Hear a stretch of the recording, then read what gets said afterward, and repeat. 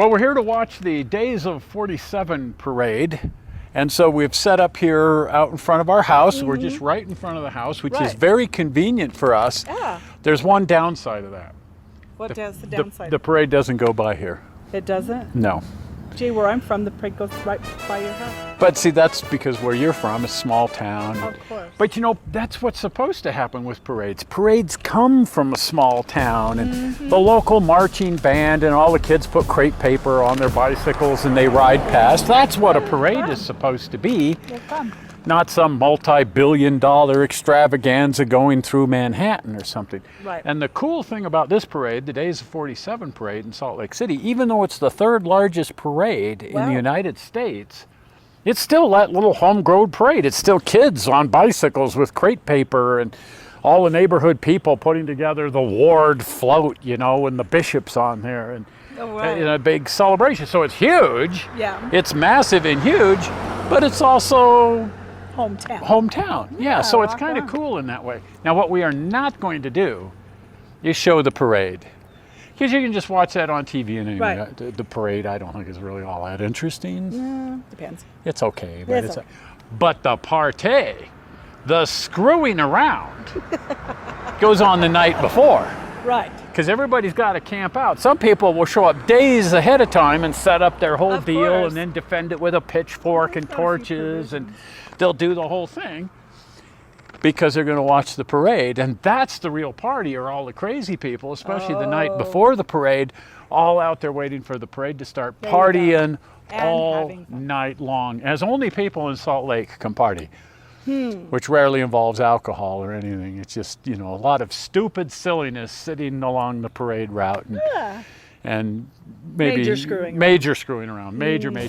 So let's check it out. The party before the Days of 47 parade. Awesome. Now, there are certain truisms in the world, and one of the great truisms is that any fun event can be made funner by adding in cars. This is British Field Days at Liberty Park. Now, because the Days of 47 events all happen on July 24th, it makes a lot of sense to start off on the 4th of July and carry on for 20 days solid.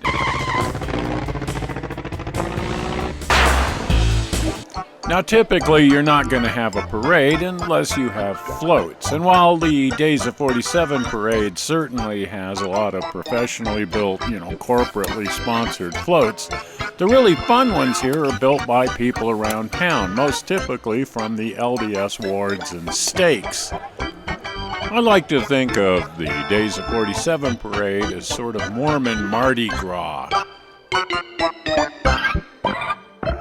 The church floats are built by people who are volunteering their time and money to build a float around some religious theme that they think is important.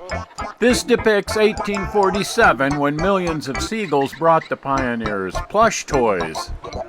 Sometimes it's kind of hard to figure out just what the message really is, but there's always some sort of message.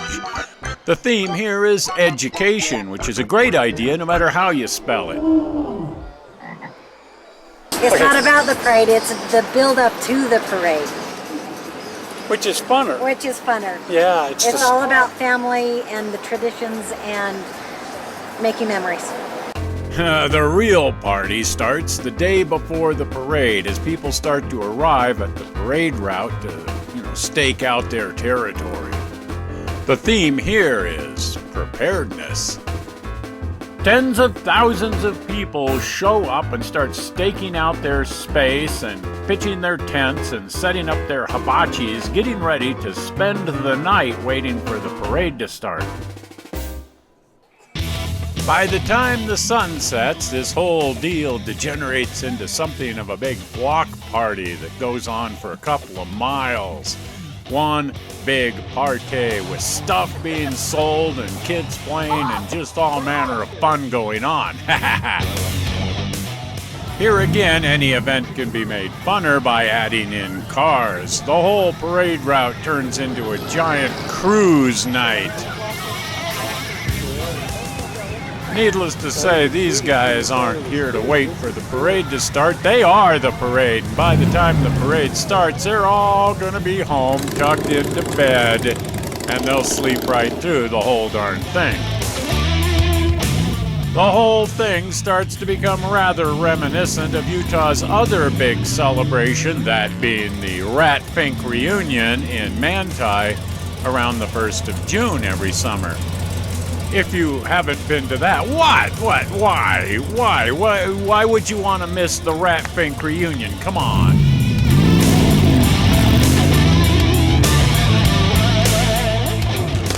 The festivities go on pretty much all night long. It's all very good-natured and fun.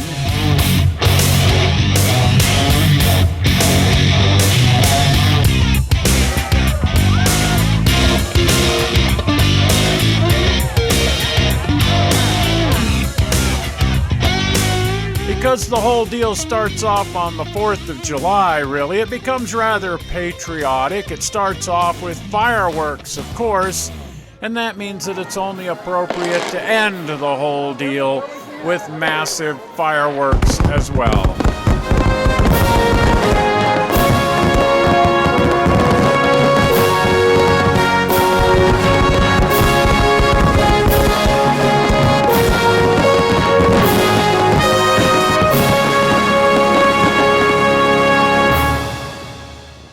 Hi, we're watching the parade. Yeah.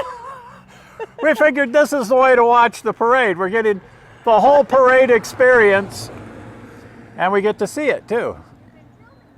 Yeah.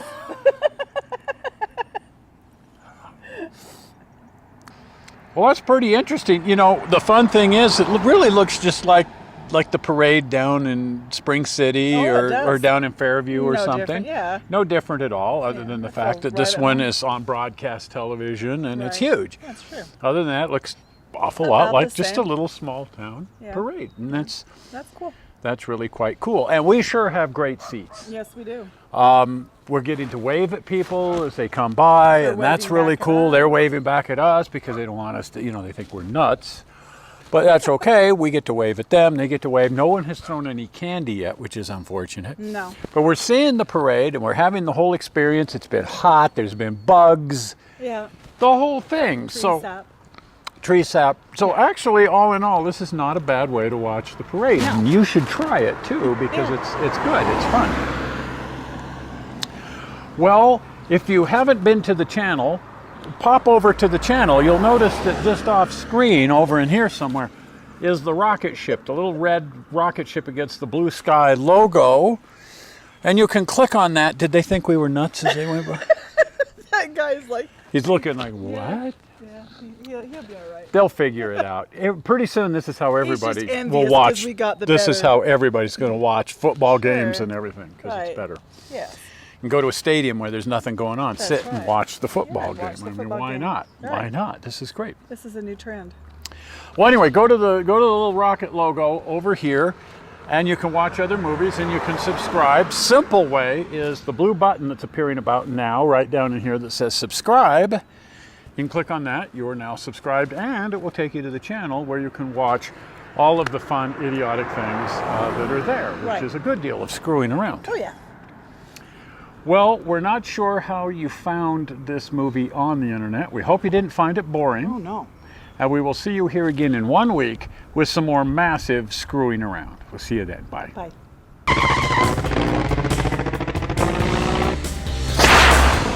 Here comes one of the neighbors. Should we avoid making eye contact, or should we say hi? I don't know. What do you want to do? I don't know, because they're going to think we're nuts. Well. It's okay.